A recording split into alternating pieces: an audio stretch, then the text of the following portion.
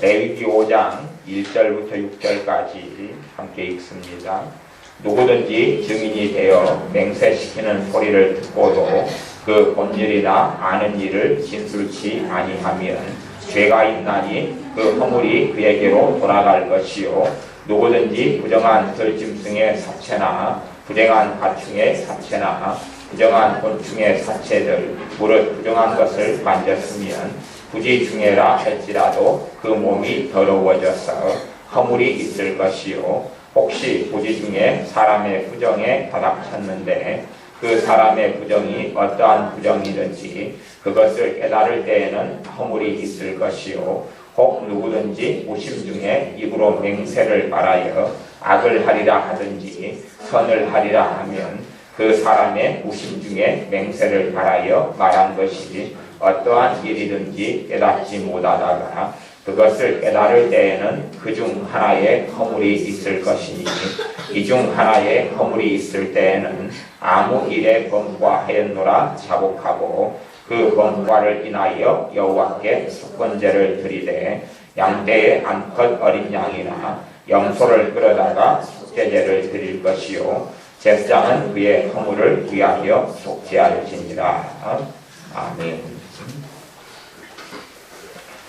지금 레위기 5장 방금 읽었던 본문 1절부터 6절까지는 속죄의 죄를 드려야 될 제목 가운데서 일부를 말씀하고 있습니다. 어떠한 죄가 하나님 앞에 잘못이기 때문에 하나님 앞에 속죄 제사라는 제사를 드리면서 짐승을 죽여 피를 흘려서 그 죄를 용서받는가 하는 것입니다.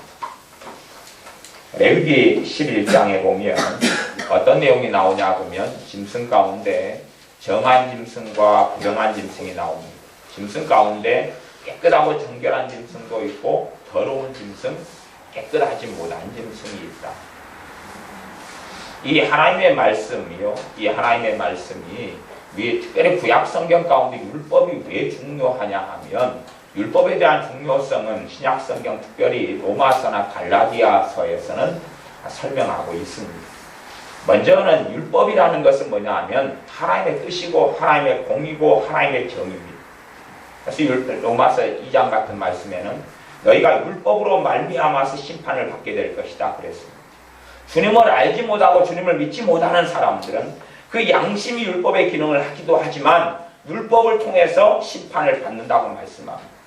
왜 예수를 안 믿는 사람이 도덕적으로 살아가고 율법적으로 살아가고 윤리적으로 살아가도 왜 하나님의 지옥의 심판을 면할 수 없느냐 하는 것입니다.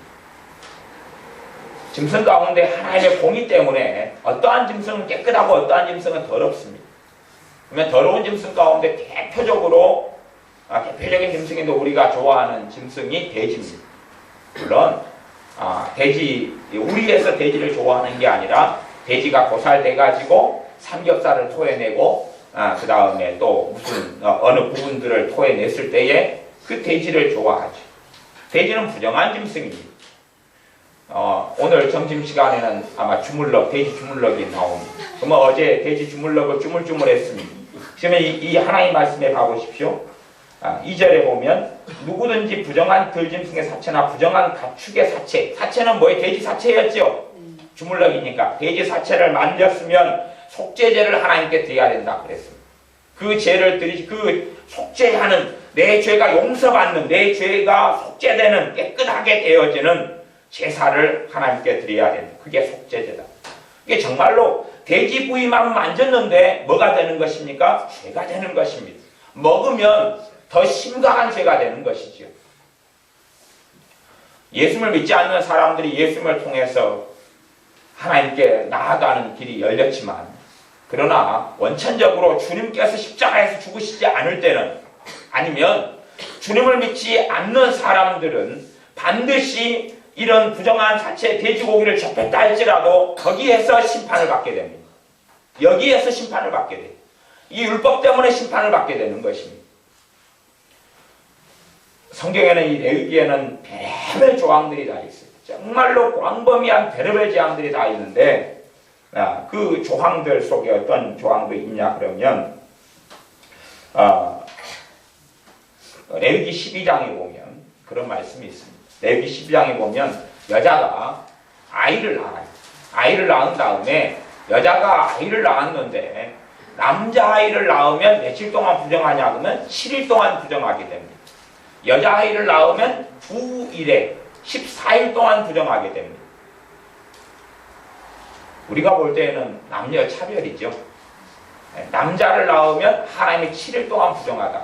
그러면 부정하게 되었기 때문에 하나님께 제사를 드려야 되죠. 하나님께 제사를 번제하고 속죄제라는 제사를 드리라고 하나님 명령하고 있습니다. 그러면 어떻게 아이 낳는 것이 죄가 되느냐 그 말이에요. 아이 낳는 것이 죄가 되느냐. 아이 낳는 게 죄가 되죠. 누구를 낳으니까요? 죄인을 낳으니까요. 죄인을 낳으니까 죄가 되는 것입니다.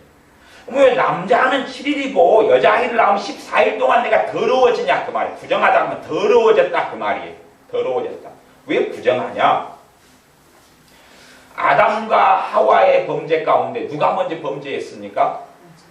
하와가 먼저 범죄했다. 그래서 제가 보기에는 여자가 지은 죄가 여자가 더 훨씬 더 하나님 앞에 부정하게 태어난다. 그래서 여자들은 이 부정한 것이 어떤 것도 부정하다 그러냐 그러면 율법 속에는 경도하는 여자들도 부정하다. 경도는 월경한다 그 말이. 그때가 되면 여자가 더러워져 부정하다. 그래서 그 여자에게 접촉만 하고 다도 더러워져 버려. 그런 사람들은 하나님께 속죄하는 제물을 드려서 깨끗함을 받았어야 됩니다. 심지어는 자기 아내가 월경일 때 같이 잠자리를 한다 그러면 남자도 더러워지고 부정해져 버립니다. 그게 하나님의 말씀입니다. 그게 하나님의 말씀입니다. 그렇기 때문에 어떤 사람이 나는 착하게 살았다. 그러면 이 말씀을 지켰냐고 하나님은 물으십니다. 그래서 율법의 첫 번째 기능은 뭐냐 하면 율법으로 말미암아서 심판을 행하신다고 했습니다. 율법으로 말미암아서 심판을 행하신다고 했습니다. 좀 어려운 이야기를 말씀드리자면 사람의 예정에 대한 이야기를 잠깐 말씀을 드리겠습니다. 물론 제가 생각하고 제가 깨달은 것이 다 옳다는 것은 아닙니다. 그런데 여러분이 참조해 보시라고 사람에 대한 애정을 제가 말씀을 드리는 겁니다. 갈라디아서에 보면 아브라함이라는 사람이 하나님께 11조를 드렸습니다. 사실은 누구에게 11조를 드렸냐 하면 하나님의 대제사장으로 있는 당시의 살렘 왕 멜기세덱에게 11조를 드렸습니다. 그런데 성경에는 뭐라고 기록하냐 하면 아브라함의 허리에 있었던 레위도 멜기세덱에게 하나님께 11조를 바쳤노라 그렇게 말씀합니다. 그러면 아브라함의 허리에 있던 레위는 누구냐 그러면 아브라함의 증손자가 됩니다. 아브라함의 증손자. 아브라함의 아들이 이삭이고 이삭의 아들이 야곱이고 야곱의 12아들 가운데 하나가 레위입니다. 이게 증손자예요. 몇 년 뒤에 태어나냐 그러면 그냥 아주 빠른 사람들이 애를 낳는 거 말고 한 200년 뒤에 태어납니다. 200년 뒤에 태어나는 레위가 아브라함이 하나님께 11조를 멜기세덱을 통하여 드렸을 때에 200년 뒤에 태어나는 레위가 바쳤다는 것은 하나님의 눈에 레위가 있다는 이야기입니까? 없다는 이야기입니까? 있다는 이야기죠. 레위가 예정되어 있다는 이야기입니다. 우리는 부모가 나를 사랑하셨느냐 그렇지 않느냐를 통해서 내 존재 자체를 인정받으려고 합니다. 그러나 본질적으로 성경은 남자가 아이를 낳는다고 되어 있습니까? 여자가 아이를 낳는다고 되어 있죠. 여러분이 족보를 자세히 보시면 남자가 낳지 여자가 낳지 않습니다. 남자가 낳지 여자가 낳지 않습니다. 그런데 성경은 둘 다 이야기합니다. 사람이 여자가 아이를 낳는다고 정확하게 되어 있죠. 뭐 도대체 왜 남자에게선 낳느냐? 그래서 남자가 때로는 다말을 통해서 어떤 시아버지가 애를 낳기도 하고 이방 여인을 통해서 낳기도 하고 여자를 누구를 통해서 누가 낳아요? 남자가 낳는다 그럽니다. 왜 그렇게 말씀하냐 그러면 저는 개인적으로 그것을 영혼의 문제 때문이라고 생각합니다. 영혼의 문제라는 것은 사람의 겉껍질은 남자가 어떤 여자하고 결혼하고 사랑해서 결혼해서 낳느냐에 따라서 사람의 외형 아니면 손가락, 발가락, 눈썹, 쌍꺼풀, 외꺼풀, 눈동자 색깔, 머리 색깔, 키 크기 이런 것이 많이 정해지지만 사람의 본질의 영혼이라는 것은 하나님으로부터 예정되어졌다 하는 것입니다. 물론 언제 태어날 것까지 그런 예정은 사실은 우리의 문제지 하나님의 문제는 아닙니다. 그래서 조금의 하나님의 예정의 부분을 들여다보면 우리는 필연적으로 이 대한민국이라는 곳에서 태어날 수밖에 없었습니다. 그게 하나님의 예정입니다. 여러분이 우연히 태어난 게 아니라 아담을 하나님께서 만드실 때에 우리는 이미 예정되었다 하는 것입니다. 아담을 만드실 때 우리는 이미 예정되었어요. 대신에 언제 태어날지는 우리 아버지의 문제고 또 내가 언제 태어났을지는 우리 아버지의 문제고 다시 말하면 제가 어떤 여자를 만나서 결혼하든지 간에 하나님께로부터 정해진 사람이 태어난다는 것입니다. 하나님으로부터 정해진 남자, 정해진 여자가 태어난다는 것입니다. 물론 성별의 문제까지 예정됐느냐까지는 저는 모르겠습니다. 그게 제가 어떤 남자, 어떤 여자를 만나서 결혼하든지 간에 정해진 그 하나님께로부터 그 영혼이 난다는 사실입니다. 그렇기 때문에 제가 이민을 가가지고 미국에 산다면 그 아이는 어디서 태어납니까? 미국에서 태어나죠. 제 조상들이 이민을 가는 걸 선택했다면 저는 이민 세대로서 태어났을 것입니다. 제 조상들이 블라디보스톡에 가가지고 거기에 사셨다면 저는 추위 속에서 얼음 속에 러시아의 그 기후 속에서 살았을 것입니다. 우리 조상들이 잘못 행했다면 지금도 양반 제도 속에 상민 제도 속에 끊임없이 대한민국의 자유를 누리기보다는 또 다른 계급 구조 속에서 살았을 것입니다. 어떤 나라에 복음이 전해지는데 왜 전 세계에 복음이 이렇게 잘 전해지지 않느냐? 하나님께 사람에게 허락하신 자유의지 때문에 그렇습니다.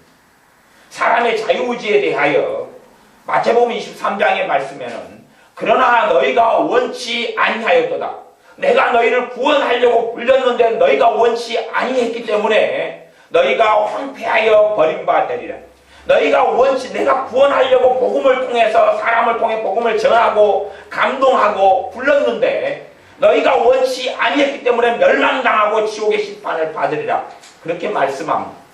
그러면 제가 인도에 사는 사람들에게 복음을 가지고 선교사들이 들어옵니다. 들어오면 제가 복음을 들어요. 내 가족은 다 집안에 있어요. 그리고 복음을 못 들었어요. 내가 아버지의 주님의 복음을 들어요. 그리고 나는 받아들이지 않고 거부하고 거절합니다. 그리고 때로는 인도의 문화 속에서 선교사들 주의 종들을 죽여버립니다. 죽여버리고 핍박합니다. 선교사들이 죽어나가거나 병에 죽어나가거나 아니면 돌에 맞아 죽어나가거나 추방당하고 쫓겨납니다. 내가 거절해버렸죠.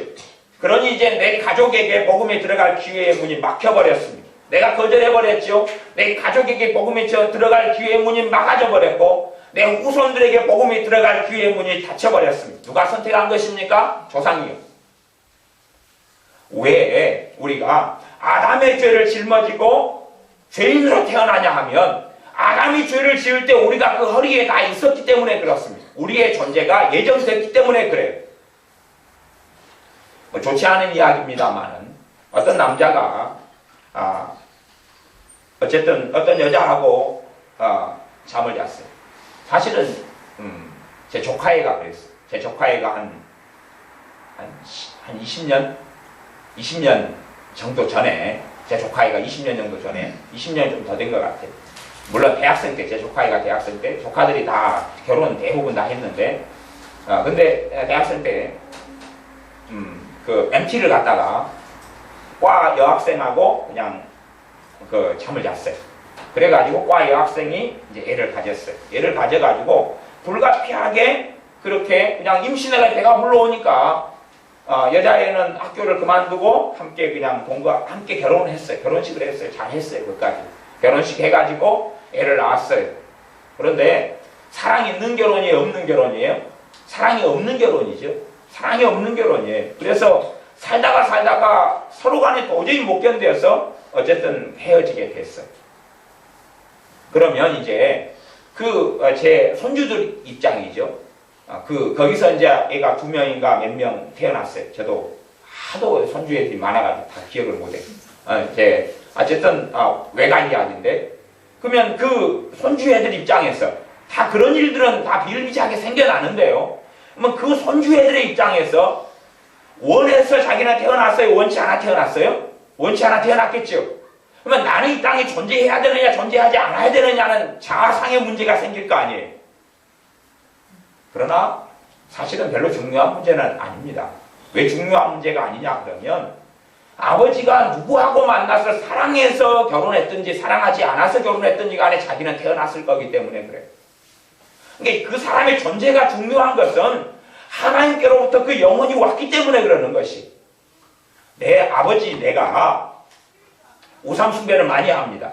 그러면 내 자식이 태어나면 바로 귀신의 역사 시작하면서 태어나요. 내가 우상 숭배를 많이 하면 내가 우상 숭배할 때에 내 허리에 있는 누구도 함께 우상 숭배를 합니까? 내 자식도 함께 합니다. 내가 우상 숭배할 때에 내 자식도 함께 하는 것이. 그것 때문에 사실은 우상 숭배의 부분에 남자와 여자의 우상 숭배 가운데 심각한 것은 남자의 문제입니다. 왜? 영혼들에 대한 책임의 중심을 누가 가지고 있어요? 남자들이 가지고 있기 때문에 그래요. 남자들이 가지고 있기 때문에 똑같이 남자와 여자의 우상 숭배 가운데 남자 우상 숭배가 훨씬 더 극심한 책임을 가지는 경우가 많이 있습니다.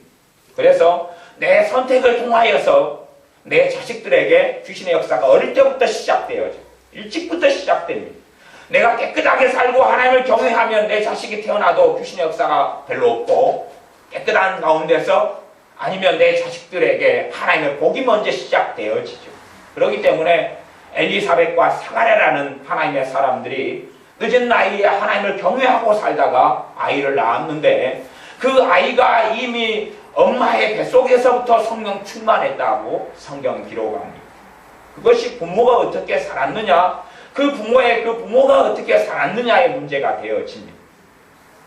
아담이 범죄할 때 아담의 허리 속에 있었던 우리 전부가 다 범죄를 함께 한 것입니다. 그렇기 때문에 우리가 죄인으로 태어나요. 그래서 우리의 존재라는 것은 우리의 영혼의 문제입니다. 육신의 문제 이전에 사람의 본질인 영혼의 문제에서 사람은 사실은 정해져 있다, 예정돼 있다, 이렇게 제가 설명드리는 것입니다. 우연하게 태어나는 존재가 아니라는 사실입니다. 아무리 부모가 사랑해서 아이를 낳는다 그래도 그 아이를 꼭 집어서 태어나는 게 아닙니다. 남자의 어떤 정자의 얼마요? 수십조 호에 되는 정자하고 난자하고 만납니다. 그러면 그 무수히 많은 정자 가운데 부모 엄마 아빠가 현미경을 들다보면서 이 정자 얘가 마음에 들어, 얘하고 이 난자 두 개를 만나게 해가지고 해야지. 그런 게 어디 있습니까? 사람 입장에서는요, 아이가 태어난 건 전부 다 우연입니다. 사람 입장에서 전부 다 우연이에요. 그러지 뭐 사랑해가지고 아무리 부부가 사랑해도 그 아이의 육체의 부분은 다 우연처럼 보입니다. 하지만 우연일 수 없는 것은 영혼의 문제, 그 존재의 문제는 하나님으로부터 오기 때문에 그렇습니다. 그러나 거기에 인간의 자유의지가 결합돼서 내가 언제 결혼하는지, 혹은 결혼하지 않고 살 수도 있고 늦게 결혼할 수도 있고, 혹은 나아가서 애를 못 낳는 여자하고 결혼해가지고 애를 못 낳고 살다가 그 여자가 하나님께 기도를 많이 해가지고 닫혀있는 태문이 열려서 늦은 나이에 애를 낳게 되기도 합니다. 그것은 이제 우리의 선택의 문제지요. 내가 하나를 낳을지 안 낳을지 둘을 낳을지 열을 낳을지 내가 선택하는 문제입니다. 거기에서 더 나아가는 건 이제 영혼에 대한, 사람에 대한 예정의 신비의 부분이기 때문에 저도 잘 모르고 그래서 진도를 나가지 않습니다만은, 여러분이 대한민국의 이 한민족으로 태어나는 건 필연이다 하는 이야기를 제가 말씀드리려는 것입니다. 내가 미국에서 태어났다면 어쨌을까? 내가 영국에서 태어났다면 어쨌을까? 내가 북한에서 태어났다면 어쨌을까? 내가 중국에서 태어났으면 어땠을까? 우리는 그런 부분에 있어서 예정되어져 있어 왔습니다. 그래서 내가 다음에 태어날 후손들에 대하여 내가 어떤 삶을 살아가고 어떤 죄를 짓느냐에 따라서 그들의 삶에 아주 강력한 영향을 주게 됩니다. 그렇기 때문에, 왜냐하면 내가 죄를 지을 때 아브라함이 11조를 하나님께 드렸을 때에 200년 뒤에 태어나게 될 레위라는 증손자가 11조를 함께 바치는 하나님의 말씀의 원리, 하나님의 진리에 따라서 내가 우상을 숭배할 때에 200년 뒤에 태어나는 내 증손자라도 우상을 숭배하는 자리 속에 함께 들어가고, 내가 하나님을 바르게 경외할 때에 200년 뒤에 태어나는 증손자도 하나님을 경외하는 자리에 들어가기 때문에 그렇습니다. 그것이 내가 혼자 살아가는 내 몸이 아니라 내가 태어날 후손들이 더 있다면 그에 대한 책임을 우리가 필연적으로 하나님께 가지게 되어집니다. 이 율법이 왜 중요하고 왜 필요하느냐. 그래서 남자가 태어나면 7일 동안 부정하고 여자가 태어나면 14일 동안 부정합니다. 그 다음에 이제 그것만이 아니라 산혈, 피로 인하여 여자가 부정하게 되는 것은 남자는 33일, 여자는 77일인가 이렇게 막 기간이 더 길게 됩니다. 내가 아이를 낳았는데도 부정하다 그 말이에요. 피 때문에 부정하고 애를 낳은 것 때문에 부정하고 죄인을 낳았기 때문에. 그렇기 때문에 어떤 사람들이 하나님 앞에 섰을 때에 심판대 앞에 섰을 때 율법을 통하여 심판을 받는데 그 사람이 정말 자기가 부정하게 되어진 그것이 깨끗하게 되어져야 되죠. 부정하다는 이야기는 죄가 있다 그 말입니다. 부정하다는 것은 죄가 있다. 그렇기 때문에 죄를 속죄받는 속죄제사를 하나님께 드린다 하는 것이 제사에는 번제, 속죄제, 속번제 뭐 이런 제사들이 여러 가지 종류들의 제사들이 있습니다. 그 제사들을 통하여 하나님께 나아갑니다. 우리 주님에 대해서는 속죄제물이 되셨으며 화목제물이 되셨다라고 말씀합니다. 하나님과 우리 사이에 화목하기 위해서 드리는 제사가 있습니다. 이 율법을 통하여 우리가 본질적으로 우리 주 예수님이 아니면, 그래서 우리가 이방인이에요. 우리가 구약시대에 산다고 가정하면 내가 하나님의 백성과 자녀가 되면, 그러면 내가 남자로서는 내가 할례를 받습니다. 내가 할례를 받는 것은 남자니까 남자에 지금 누가 속해 있냐 그러면 여자들이 속해 있습니다. 그럼 내가 대표로서 할례를 받는 것이, 내가 과거에 구약시대에 살았고 지금 신약시대가 아니고 구약시대고 제가 이방인이에요. 근데 제가 하나님을 믿고 섬기고 싶어요. 지금 팔레스틴이 있는데 이스라엘 사람들이 살고 있는데 하나님을 잘 섬기고 살고 있는데 저는 블레셋 사람이에요. 그러다가 제가 블레셋 사람이고 제가 이집트 사람인데 제가 하나님을 섬기고 싶어요. 그래서 하나님을 섬기려면 이스라엘 사람이 돼야 됩니다. 개종이죠. 개종이에요. 그러면 내가 이스라엘 사람이 되려고 하면 출발이 뭐냐 그러면 할례를 받아야 됩니다. 할례를 받아서 이스라엘 사람 안에 속해야 됩니다. 거주하는 지역도 그리고 옮겨야 되고, 그 다음에 할례를 제가 받으면서 제 가족, 제게 속해 있는 사람이, 속해 있는 여자들이 포함되어서 할례를 함께 그 속에 들어가게 됩니다. 하나님의 백성이고 하나님과 언약한다는 하나님의 앞에서 언약을 시행하게 되어집니다. 또 사내 아이들은 각기 다 언약을 실행해야 되죠. 그래서 그 사내 아이에게서 포함된 여자들은 그 할례의 효력을 함께 가지게 되는 부분이 있습니다. 그 다음에 이제 제가 그래서 할례를 받은 다음에 그 다음에 이스라엘 사람, 하나님을 섬기는 하나님의 백성이 됩니다. 그러면 저는 이제 깨끗한 짐승과 더러운 짐승을 구별해야 됩니다. 그렇지 않으면 더러운 짐승, 부정한 짐승을 먹거나 닦거나 그래도 죄가 있기 때문에 그렇습니다. 심지어 제가 지연이하고 가다가 지연이 옷깃을 스쳤습니다. 근데 문제는 지연이가 지금 구약시대입니다. 구약시대. 지연이가 아침에 돼지고기를 먹었다는 것이. 그럼 지연이가 부정케 됐어요? 안 됐어요? 부정하게 되어버렸죠. 제가 옷깃을 스쳤어요. 제가 어떻게 되어버렸어요? 부정하게 되어버렸어요. 무슨 말이냐 그러면 죄가 생겨버렸다 그 말이에요. 죄가 생겨버렸다. 그래서 부지 중에 알지 못하는 중에 죄를 짓게 되어버렸다 그런 것입니다. 그러면 하나님께 제사를 지내면서 죄 용서를 받아야 됩니다. 근데 부지 중에 옷깃을 스치면서 죄를 지었는데 그걸 내가 알아요? 몰라요? 모르지요. 그래서 알지 못하고 지은 죄를 위해서 드리는 제사가 있는 것이. 그래서 그런 제사를 속죄제나 때로 나아가서 종류별로 다르지만 속건제, 그러한 속죄제사 중에 속죄제, 속건제 이런 제사들이 있습니다. 그런 걸 지내서 내 죄가 깨끗함을 받지 않으면 하나님의 심판대 앞에서 심판을 받게 된다는 이야기입니다. 그렇기 때문에 이방인들은 율법을 알아요? 몰라요? 모르지요. 이 율법 때문에 다 심판을 받게 되는 것이. 그렇기 때문에 이 율법이라는 것은 뭐냐? 그냥 하나님의 뜻입니다. 이게 하나님의 뜻이에요. 그렇기 때문에 율법의 기능은 뭐냐 그러면 하나님의 뜻을 이야기하고 하나님의 공의를 이야기해요. 이 땅에 아담이 범죄한 이후로, 하와가 범죄하고 아담이 범죄한 이후로 사람들이 죄 가운데 태어나고 죄 가운데 태어나기 때문에 이 율법을 통해서 귀신 마귀는 힘을 발휘합니다. 능력을 발휘하고 힘을 발휘해요. 죄의 권능은 율법이다. 그래서 율법을 통하여 죄가 밝혀지고 죄를 통한 유죄이기 때문에 귀신은 역사하고 마귀는 역사해서 마귀의 일을 사람들 속에서, 사람들 가정에서, 사람들 인생에서 행하게 되는 것입니다. 그래서 율법에는 베랄 조항들이 많이 있습니다. 레위기 20장의 말씀을 좀 읽어보면 레위기 20장을 봐보겠습니다. 레위기 20장 2절부터 27절까지에는 어떤 죄가 나오냐 그러면 사람을 반드시 죽여야 될 죄의 목록이 나옵니다. 사람을 반드시 죽여야 될 죄의 목록이 한 7가지 정도가 나오는 것 같아요. 그러면 어떤 사람을 죽여야 되느냐? 너는 이스라엘 자손에게 2절, 20장 2절 또 이르라 무릇 그가 이스라엘 자손이든지 이스라엘의 우거한 타국인이든지 그 자식을 몰렉에게 주거든 반드시 죽이되 그 지방 사람이 돌로 칠 것이요.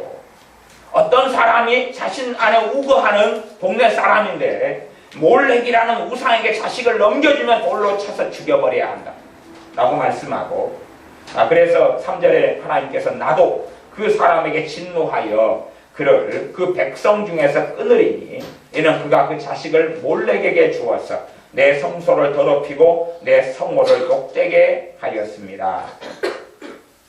그 다음에 4절에는 그 자식을 몰렉에게 주는 것을 그 지방 사람이 못 본 채 하고 안 죽이면 내가 그 사람과 그 건속에 못 본 채 하고 안 죽이는 사람에게도 하나님께서 진노하여서 5절 보면 내가 그 사람과 누구에게 진노한다 그럽니까? 그 누구에게요? 권속에게 진노한다 그랬죠. 권속은 누구예요? 그 사람하고 누구냐? 그 사람의 가족들이에요. 그 사람의 가족들, 그 사람에 속한 사람들, 그 사람이 했던 행동 때문에 누가 책임을 지게 됩니까? 권속들이요. 권속들은 가족들이에요.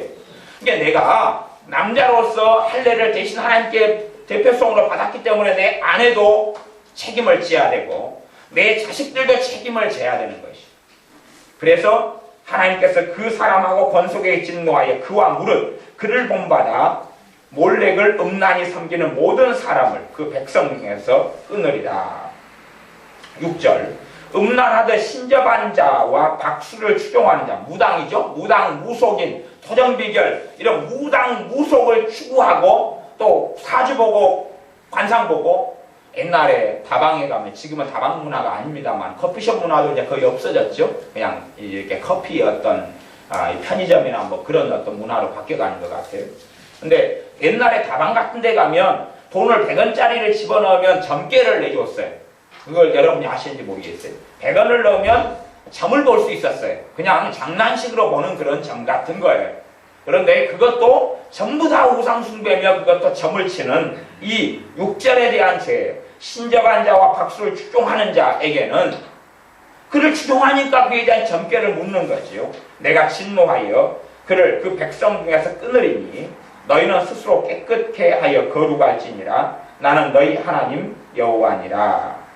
그 다음에 이제 9절 무릇 그 아비나 어미를 저주하는 자는 반드시 죽일지니 그가 그 아비나 어미를 저주하였은즉 그 피가 자기에게로 돌아가리라. 아비나 어미를 저주하는 사람은 저주의 가장 기본적인 형태는 원망입니다. 반드시 뭐라고요? 죽일지니. 이게 뭐냐 그러면 어마어마한 죄가 되기 때문에 그러합니다. 하나님 말씀을 몰라도 상관없는 거예요. 이건 하나님의 공의가 지금 시행되고 있는 거기 때문에 이 죄라는 것이 심각한 죄가 되어집니다. 그러면서 이제 죽일 죄에 대하여 계속하여 한 27절까지 그렇게 나와 있습니다. 25절 같은 데 보면 너희는 정하고 짐승의 정하고 부정함과 새의 정하고 부정함을 구별하고 내가 너희를 위하여 부정한 것으로 구별한 짐승이나 새나 땅에 기는 곤충으로 인하여 너희 몸을 더럽히지 말라. 짐승으로 인하여 부정한 것으로 인하여 너희 몸을 더럽히지 마라. 더럽힌다는 이야기는 죄가 발생하고 죄가 생겨난다는 이야기입니다. 그래서 이러한 부분에 대하여 이것을 율법으로 구분할 때는 좀 신학적인 용어를 써서는 의식법이다 그렇게 말씀하기도 합니다. 의식법이다 그렇게 말씀하면서 우리 주 예수님의 십자가를 통해서는 의식법이 폐해졌다 그렇게 말씀하는 것이 맞고 옳습니다. 우리 주 예수님을 믿는 걸 통해서 우리는 돼지고기를 먹을 수 있게 되었습니다. 부정한 음식을 먹을 수 있게 되었습니다. 왜냐하면 우리 주 예수님의 십자가를 통하여 나는 이제 돼지고기를 접하는데 내게는 깨끗하기 때문에 그렇습니다. 자요, 제가 돼지고기를 먹는 건 죄가 아닙니다. 안 믿는 사람 돼지고기를 먹으면 죄입니까? 죄가 아닐까요? 예? 죄지요. 이해 못하십니까?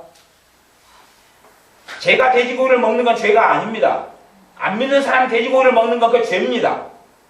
저는 예수님을 통하여 깨끗하게 된 돼지고기를 먹는 것이고, 안 믿는 사람은 부정한 걸 먹는 거기 때문에 하나님의 심판대 앞에서 부정한 돼지고기를 먹는 것에 대하여 심판을 받습니다. 그렇기 때문에 지옥의 심판을 면할 수 없다는 이야기입니다. 율법을 그냥 심심해서 적어놓고 기록에 놨겠습니까? 하나님께서 하나님 백성에게 아이고 너희들 고생 진탕나게 해봐라. 이것도 지키고 저것도 지키고 저것도 지키고 저것도 지키고 저것도 지키고 아주 그냥 지킬 게 너무 많아서 미치고 환장하는 삶을 살게 해주마. 그러려 그러는 게 아니라 율법을 지킴을 통하여 의를 얻게 하기 위하여 주신 것이, 율법을 어그러뜨리면 죄를 짓는 거기 때문에 죄를 짓지 않기 위하여 어떻게 살아가는 삶이 죄를 짓지 않는 삶인지 그 길을 가르쳐 주신 게 율법이에요. 그래서 율법이 악한 것이 아니라 율법은 깨끗한 것이고 율법은 거룩한 것이에요. 쓸모없는 조항들을 만들어낸 게 아니에요. 그러면 우리 집안에 우리가 조항을 만들어낸다고 쳐요. 하루에 콧구멍 2번 이상 휘비면 죄다. 엄마 아빠가 조항을 만들어냈어요. 가정법을. 콧구멍 2번 이상 휘비면 죄다. 그리고 2번 이상 휘빌 때도 반드시 3g 이하의 코딱지만 끄집어낼 수 있도록 하라. 그러면 정말 괴롭겠어요? 안 괴롭겠어요? 그저께 우리 박기원 사님이 코딱지를 막 긁어내가지고 지연이한테 막 던지려고 하니까 지연이가 엄마 그럴 수 있어요 코딱지 이러고 도망을 갔어요. 근데 법으로 정했어요. 근데 그런 코딱지 코를 휘비고 하는 것이 쓸모 있어요? 없어요? 쓸모 없죠? 정신 나간 일이잖아요. 하나님께서 정신 나간 것 같은 그런 말도 안 되는 쓸모없는 짐들을 주시느냐 그 말이에요. 그런 조항을 만들어가지고 코딱지를 3번 휘비는 걸 내 자녀에게 발견한 다음에 그 다음에 몽둥이 회초로 50대 때리면 그 부모는 정신병자가 되고 말 것입니다. 아니 쓸모없는 이런 죄 같지 않은 것 가지고 사람을 죽여나 한다면 말이 돼요? 안 돼요? 안 되지요. 말이 안 되는 것입니다. 하나님께서는 그러신 분이 아니다는 걸 알지 않습니까? 하나님은 공의로우시며 자비로우시며 노하기를 더디하시며 하나님은 사랑이시라라고 성경이 말씀합니다. 그러면 율법이라는 이 무거운 짐들이 사람을 죄에서 건져내기 위해서 죄 짓지 않게 하기 위해 주신 것이, 그러나 이 율법을 죄를 안 지을 수가 없어요. 그래서 율법 말고 율법에 속하지 않은 또 하나를 주셨는데 그것이 제사제도입니다. 제사제도예요. 오늘 읽었던 말씀 5장에서 한 구절을 제가 읽어드리려고요. 5장 5절 6절을 제가 읽어드리겠습니다.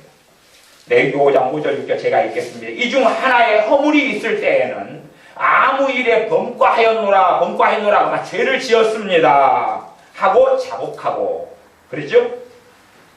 자복한다는 이야기는 스스로 고백한다, 이걸 자복입니다. 자자가 스스로 자자예요. 그 다음에 복은 고백할 복자예요. 이게 자복한다 그 말은 스스로 너 이게 잘못했잖아, 누가 말해가지고 하는 것은 해당 사항이 없습니다. 너 이거 잘못했네 회개해라. 예 그러네요. 내가 잘못했다니까 내가 동의는 못하지만 당신이 그렇게 말씀하니까 잘못했는 모양이죠. 그렇게 하는 것은 자복이 아니죠. 자복한다는 이야기, 스스로 고백한다는 이야기니까 스스로 죄를 깨닫는다 그런 이야기예요. 그것이 핵심입니다. 자복이 핵심이에요. 스스로 내가 죄라는 걸 깨닫는 거예요. 이게 제가 근심이 죄다라고 이야기할 때에 여러분이 근심이 죄다니까 죄인 모양이지 하면 자복이 아니에요? 자복이 아니에요. 그것은 죄에 대한 처리가 안 되는 것입니다.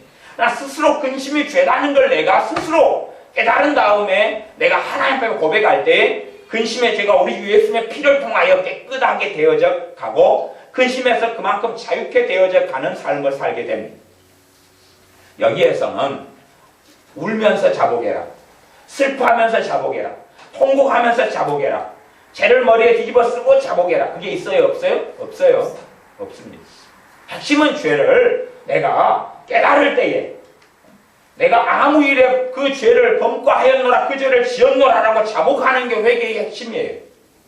물론 어떤 죄들은 이웃에게 배상해야 되고 보상해야 되는 것과 함께 속죄제나 속건제나 번제나 화목제를 하나님께 드려야 됩니다. 내가 사람에게 잘못한 것은 사람에게 보상을 해야 되죠. 그게 하나님의 법입니다. 그러나 여기서는 기본적으로 이제 하나님 앞에 잘못한 죄들에 대하여 하나님 앞에 자복하는 것을 이야기합니다. 그래서 내가 하나님께 죄를 고백하고 시인하고 인정하고 죄를 깨닫고 난 다음에 그 다음 6절 그 범과를 인하여 여호와께 속건제를 드리되, 여기는 속건제죠. 속건제를 드리되 양떼의 암컷 어린 양이나 염소를 끌어다가 위하여 속죄제를 드릴 것이요. 자, 속건제를 드리되 그 다음에 속죄제를 드리되 그렇게 나오죠. 밑에는. 그 다음 제사장은 그의 허물을 위하여 속죄할지니라. 제사를 지내는 데 있어서 내 죄 때문에 하나님께 짐승을 잡아서 그 짐승의 피를 흘려 내 죄를 대신하게 하는 것입니다. 말하자면 짐승이 있어요. 짐승이 양이 있으면 양에다가 내가 손을 얹어요. 손을 얹으면 이 손을 얹는 걸 안수라 그럽니다.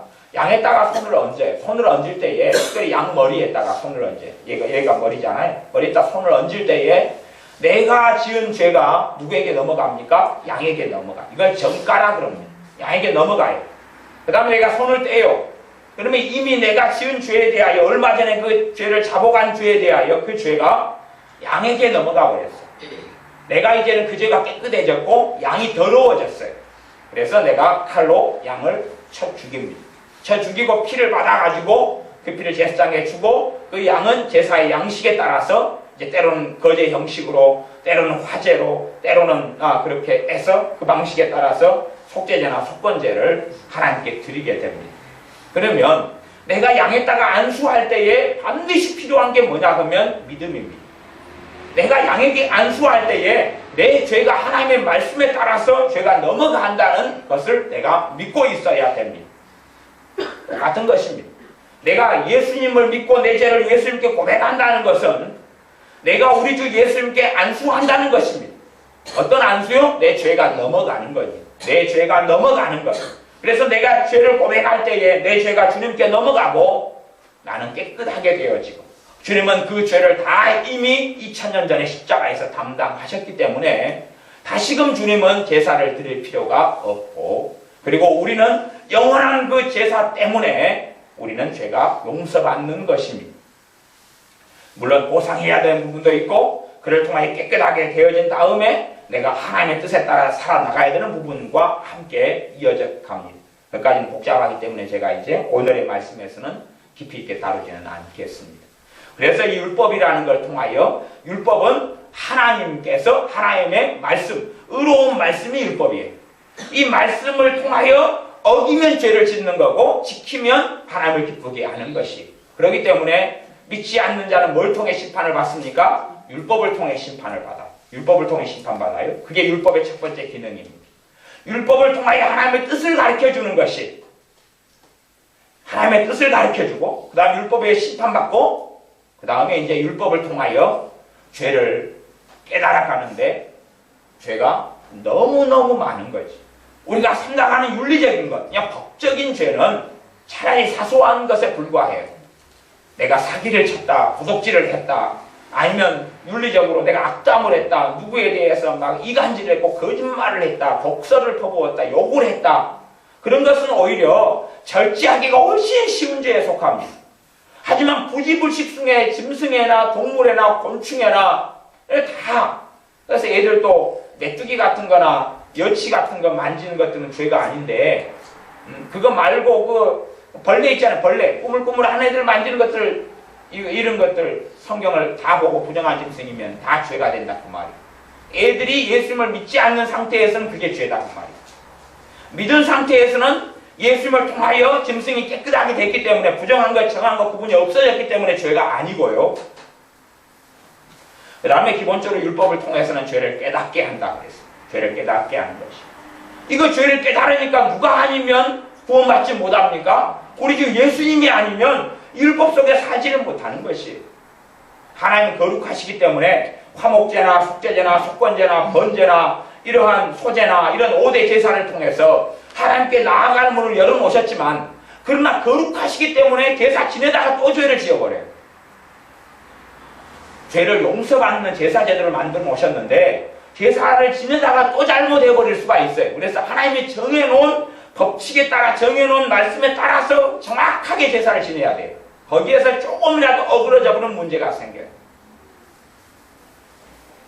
제사 제물 가운데서 어떤 제물은 또 특별히 이제 제사장들이 음식을 먹게 되는데 그것을 이튿날 먹고 3일째까지는 남겨두지 않아야 되고 그다음 불을 태워버려야 되고 그런 다 말씀들이 다 있어요. 심지어는 대제사장이 죄를 지어버리면 백성들이 그 죄를 다 입어버려요.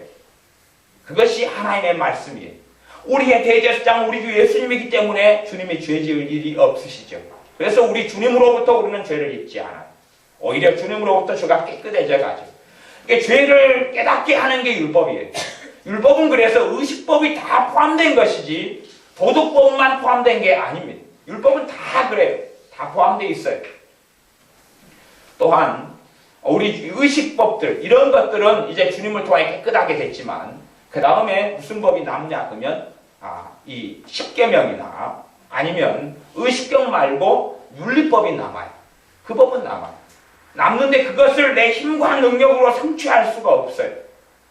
내 힘과 능력으로 하나님의 말씀을 지키고 성취할 수가 없어요. 그렇기 때문에 주님을 통하여서 하나님의 말씀을 성취할 수 있게 된다라고 성경은 말씀합니다. 내 능력으로 하나님을 기쁘시게 할 수 없고 내 능력으로 하나님 뜻대로 행할 수 없는데 우리 주님을 통하여 우리 주님께서 보내신 성령 하나님을 통하여 하나님의 말씀을 준행하고 하나님의 말씀을 행하게 되어집니다. 갈라디아서 말씀에는 율법은 몽학선생이 되어서 우리 주님께로부터 주님께로 인도한다라고 말씀합니다.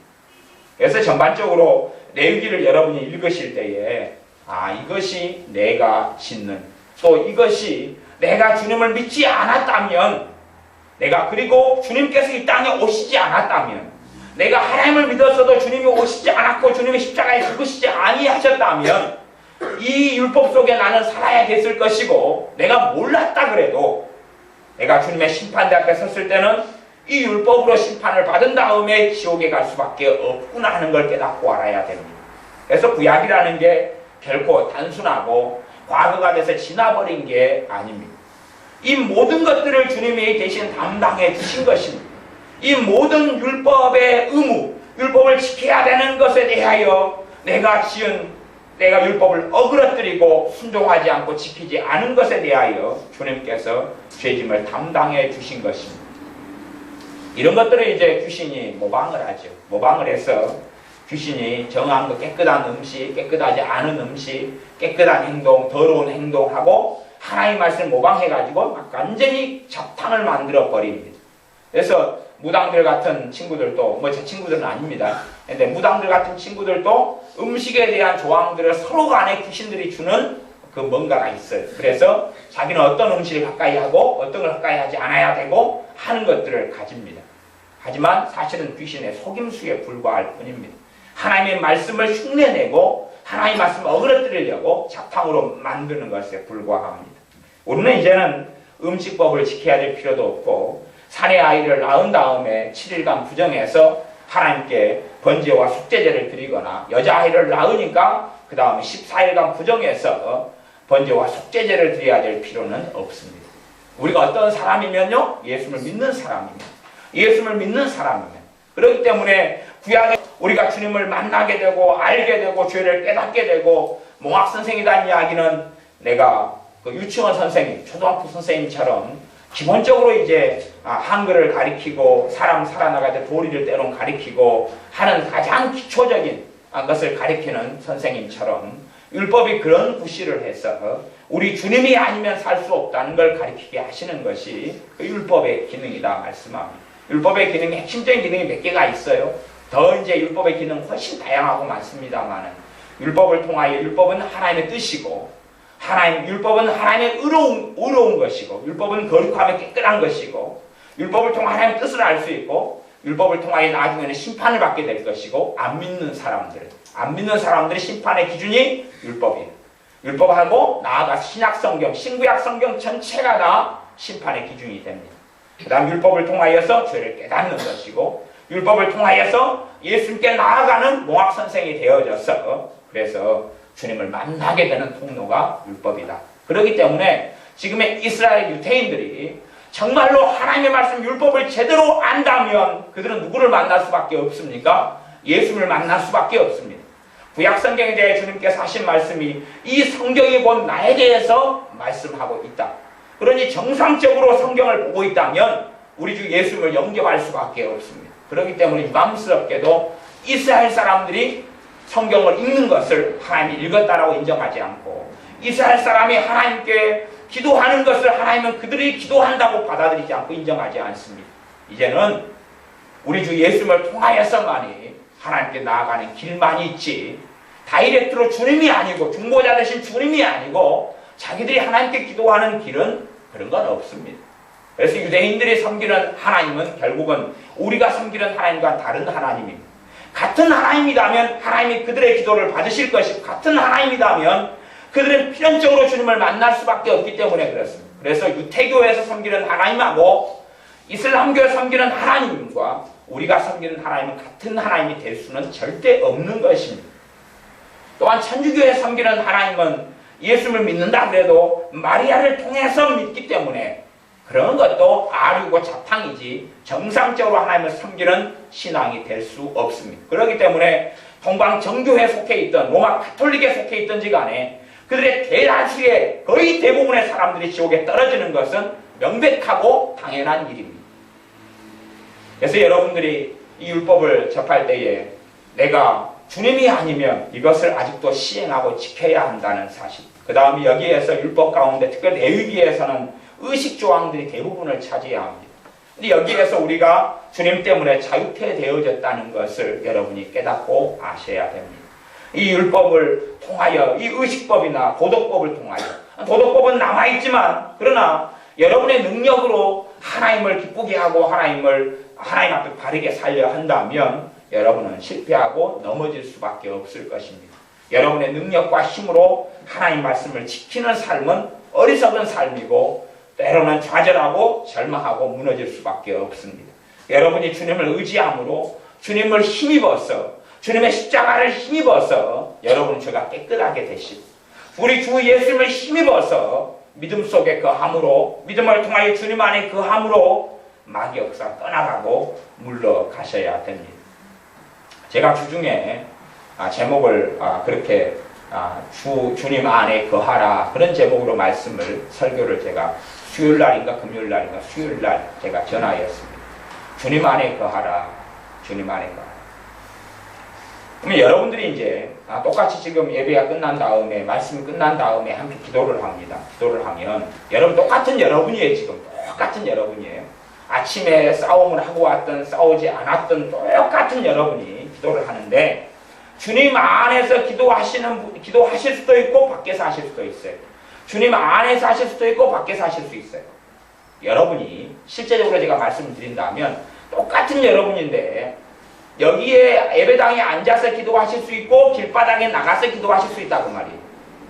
길바닥에 나가서 기도하면 지나가는 사람들이 요럴 거 아니에요.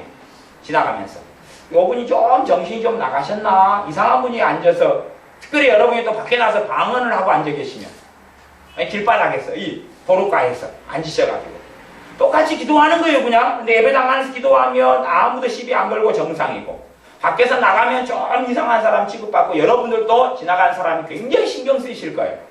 누가 지나가는 소리만 나도 그 눈 뜨고 또 아이고 아는 사람인데 아이고 어쩌면 좋나 그러지요. 그것처럼 여러분이 똑같이 기도하실 때 주님 안에 기도할 수 있고 밖에 기도할 수 있어요.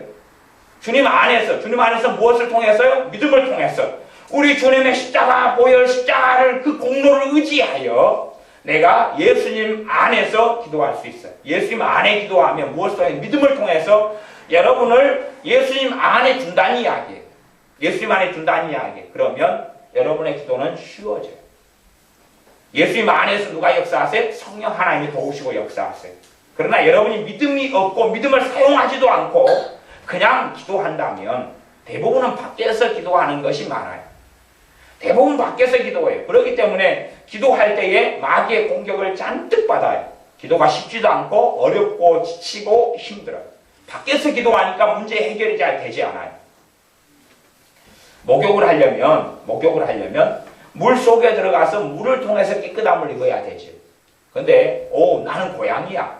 고양이는 모래를 통해서 주로 그러죠. 그래서 여러분이 까끌까끌한 모래를 갖다가 몸에 부으면서 모래를 몸에 문대면서 목욕을 한다 그러면 여러분의 살갗은 상하고 그냥 모래의 그 먼지를 뒤집어 쓰게 될 것이에요. 내가 목욕을 똑같이 하려면 물에서 해야 돼요. 그것처럼 여러분이 기도할 때 밖에서 할 수 있고 안에서 할 수 있어요. 주님 안에서 할 수 있고 주님 밖에서 할 수 있어요. 요 레위기의 말씀이나 구약의 율법을 다 온전히 주님을 통하여 우리가 이루게 되는 것이, 우리 주 예수님을 통하여 율법을 이루게 되고 우리 주 예수님을 통하여 율법에 내가 지키지 않았던 그 죄와 허물들이 깨끗하게 되는 것입니다. 제가 5살 때 먹었던 돼지고기 먹었던 사건이, 저는 개인적으로 교회는 5살 때부터 다녔지만 18살 때 예수님 영접하고 믿었어요. 그러면 5살 때부터 18살 때까지 먹었던 돼지고기 먹었던 그 죄들이, 돼지고기를 만졌던 죄들이, 먹었던 죄들이 우리 주 예수님을 믿으면서 깨끗하게 되었다 하는 이야기입니다. 더 이상 이제 돼지고기에 대해서는 내가 자유하다 그 말이에요. 물론 음식에 대한 죄가 그 다음부터 없다 그런 것은 아닙니다. 음식에 대한 탐식, 탐욕 아니면 우상의 제물을 먹으면서 죄를 짓게 되는 그런 것들도 아주 많이 있습니다. 그러나 가장 근원적인 원리를 이야기하자면 그러합니다. 그래서 여러분들이 우리 주 예수님의 은혜를 믿음을 통하여 누리십시오. 주님 안에서 기도하시고 잠을 잘 때도 주님 안에서 주무실 수 있고 밖에서 주무실 수 있어요. 밖에서 주무시면 귀신의 공격을 많이 받아요. 개꿈을 꾸고 쫓겨다니고 가위 눌리고 고통을 당하고, 여러분이 생활을, 여러분이 자녀하고 만나서 대화를 하는데도 주님 안에서 대화할 수 있어요. 그러면 자녀와의 대화 속에서 주님의 도우심을 받을 수 있어요. 100% 그런 이야기는 아닙니다만은 최대한 여러분의 믿음만큼 믿음을 사용한 것만큼, 믿음이란 사용되지 않으면 역사하지 않아요. 믿음은 사용되지 않으면 역사하지 않아요. 그냥 믿음이 있으니까 자동으로 역사한다? 그런 건 없습니다. 여러분의 가스불이 여러분이 켜지도 않았는데 켜지면 어떻게 돼요? 제가 설교 은사가, 제가 원치도 않는데 혼자 화장실에 앉아서 변비 걸려서 앉아있는데, 물론 저는 지금 변비 없습니다. 제가 근데 변비에 걸려가지고 화장실에 앉아있어서 설교 은사가 나온다면 어떻게 되겠어요? 뭐 길가에서 설교가 나온다면 노방견도 하는구나 그럴 수 있겠지만 그것도 좀 이상한 일이죠. 전도하는 설교하고 설교 때 하는 것하고는 틀리기 때문에 내가 믿음이란 사용하지 않으면 작동하지 않아요. 믿음을 사용하지 않으면 작동하지 않고 그대로 있어요. 가스도 안 켰는데 켜지면 집이 난리가 납니다. 사용할 때만 켜고 사용하지 않으면 끄는 것이 믿음이 마찬가지입니다. 여러분이 예수를 믿는 사람은 믿음을 작게든 크게든 가지고 있는데 사용하면 작동하고 사용하지 않으면 꺼지는 것입니다. 사용하지 않고 믿음을 살아가는 사람들은 정말로 많습니다. 대부분의 신자들이 믿음을 사용하지 않고 살아간다. 그래서 최소한 기본적인 믿음은 주님 안에 믿음을 통하여 거하여서 주님 안에 거하고 있을 때에 내 몸에 치유가 나타나고, 주님 안에 거하여 있을 때에 내게 은혜가 부어지고, 내가 밖에 있을 때에는 계속하여 사탄의 공격물 속에 내가 들고 하나님의 주시는 은혜를 소멸하고 주님 주신 자유를 소멸합니다. 기도를 주님 안에서 여러분이 믿음을 사용하셔서 하시고, 우리 주 예수님을 더 신뢰하고 더 의지하심으로 여러분의 죄에 대하여, 내가 가진 허물에 대하여, 내가 가진 범과함에 대하여 우리 주님을 의지하고 나아가 죄를 자복하고 고백하고 깨끗함을 얻어서 주님을 계속하여 찬양하며 주님을 사랑하는 우리가 되었으면 합니다. 기도하겠습니다. 아버지 하나님, 율법의 의미에 대하여 또한 주님께서 우리를 위하여 십자가를 지심으로 우리의 죄를 담당해 주신 그 은혜에 대하여 말씀을 나누었습니다. 우리 주 예수님의 보혈을, 우리 주님의 십자가를 믿음을 통하여 날마다 누리고 살아가는 우리가 되게 하여 주시옵소서. 무수히 많은 율법을 행하지 아니하면 심판받아 저주받아 죽을 수밖에 없는데, 그러한 죄들로 인하여 주님께서 십자가로 때문에 우리를 자유케 하신 것을 감사를 드립니다. 우리가 믿음을 통하여 주님의 은혜를 날마다 누리고 살게 하여 주시옵소서. 우리가 믿음을 통하여 주님을 찬양하게 하시며 경배하게 하시며 우리의 죄들이 깨끗해져 가는 것을 보게 하여 주시옵소서. 예수님의 이름으로 기도하옵나이다. 아멘.